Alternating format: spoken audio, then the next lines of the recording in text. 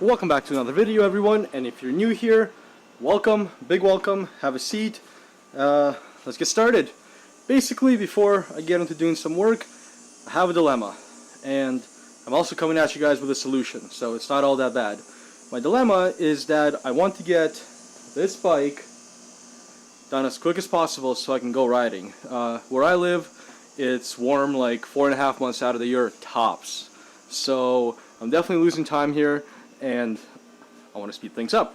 I also want to document this. I want to document it for myself, and I want to document it for you guys, the ones that are watching.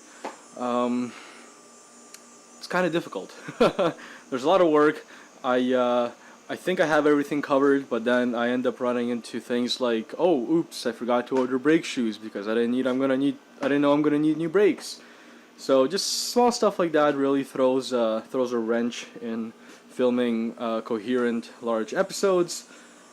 So I have a solution. The solution is that I'm gonna split this up into smaller videos and just do it bit by bit, but at a fast pace. The videos might be shorter, but they'll be more frequent.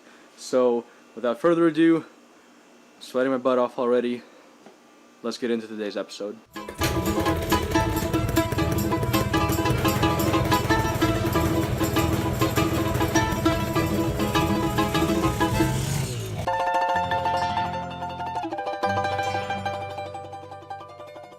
So one of the things that I need to put on the bike is this airbox, and if you guys saw in the last video, I had to fix it here a bit with some epoxy and aluminum. It's pretty sturdy. I haven't tried pulling at it. I think I'm just gonna let the trails test it out. But I now need to drill the hole in here, so I'm gonna mount it up, measure out the hole, drill it, and then I'll go over how I'm going to do a bushing for this, because I'm also missing a bushing like that because it cracked off. Let's mount this up and drill the hole.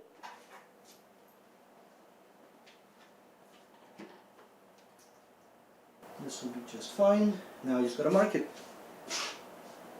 Got grease all over me. Getting grease all over myself gave me an idea of how I can mark this hole, and that's with a little bit of grease.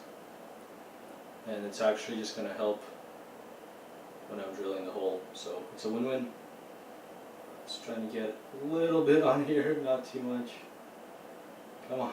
Got a giant booger on there. That should be enough. I'm going to put that through the hole.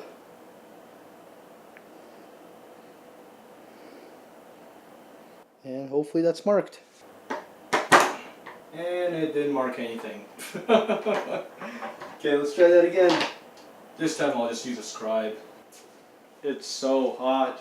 Not exactly a scribe, but it is a pokey. I don't know, man. That's probably okay. Perfect. I have our markings. Got a couple of boards set up here to prop that thing up while I'm drilling it. And I guess let's drill it. I am not a righty.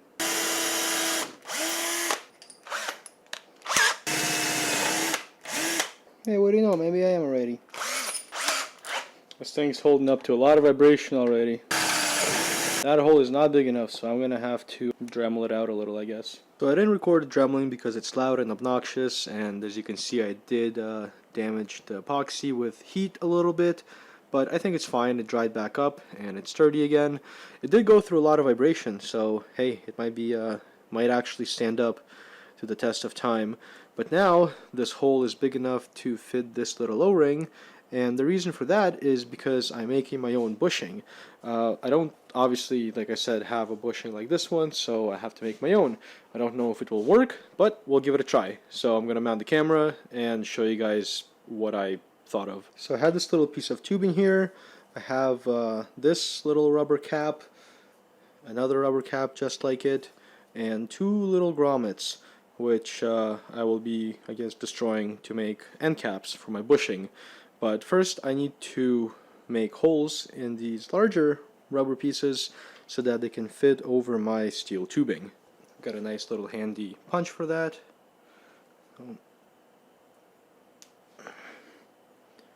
That's one. Nice hole. And that's two. Another nice hole. Have our little O-ring here.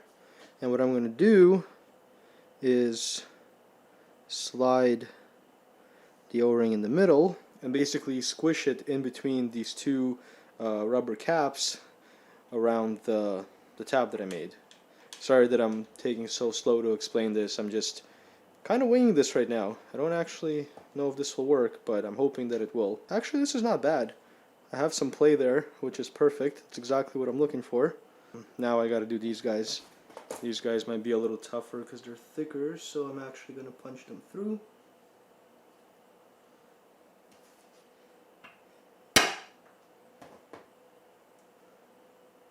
Sort of.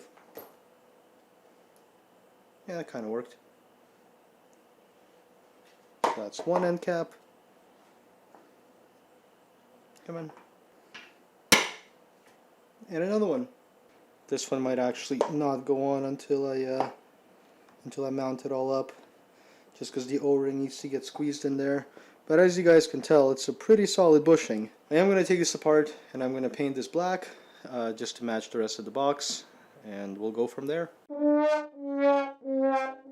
Well, I guess I'd rather this happen now than later. But yeah, that did not work out. I have to come up with another plan.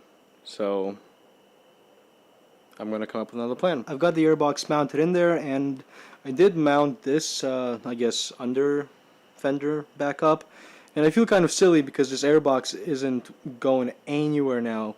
Before, with this off, it still had a bit of play, but with this on there, it's not going anywhere. So I don't even need that tab, really. I mean, it'd be nice, but I don't really need it.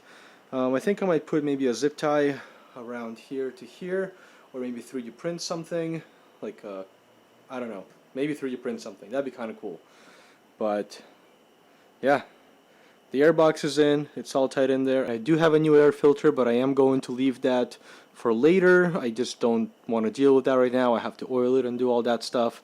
I can probably put the cover on just for now so I don't lose it and make it look more complete, I suppose. Can put the tool cover back on, actually. This guy right here.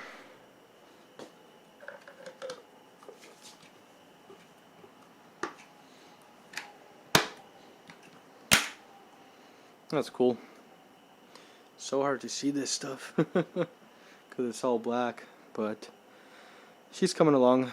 She's coming along. Next thing is probably engine. I'm waiting for the brake shoes to come in for the rear wheel, so that can go on. I did feel the rear swing arm. It's tight. No play in there, so that's good. Still have to figure out the issue with my front forks. They're way too stiff, but I think I put a little too much oil in there, so that should be okay. I was thinking of making an extra bracket for this guy because it's a little wobbly. Maybe you know, from here to like here or something along those lines. There's definitely quite a bit of work left on this bike, and my intention is to chip away at it every day after work, as much as I can. Just, you know, whatever is humanly possible. I'm not trying to stress myself out. I'm trying to have fun with this, and I just can't wait to have even more fun on the trails. So with that said, hope you guys enjoyed this video. It was a bit of a fail, but I actually had to walk away from everything for a bit. I was pretty pissed off that broke off, but it, you know, wasn't meant to be. So I'm glad that it's fine as is. I will probably 3D print something just to keep it steady, and it'll be fine. So thank you very much for watching, and I'll see you guys in the next video. Bye. So I couldn't sleep, and I ended up designing and 3D printing this little bracket. It clamps onto the frame and clamps onto the airbox, and it actually holds it quite well. I'm pretty impressed with it. Moves around the tiniest bit, but I'm applying a lot of force right now. My fingers are getting dented. I might redesign it a little bit, but I like this idea and it works, so that's what I'm going to stick with. As you can see, I've got this cover on as well, and the bike is coming along well. Can't wait to have an engine there. That empty spot is bugging me. But anyway, I probably should go to bed because I have work tomorrow at 7 and it's 1. But thank you guys for watching. Thank you for the support, and I'll catch you in the next video. For real this time. Bye.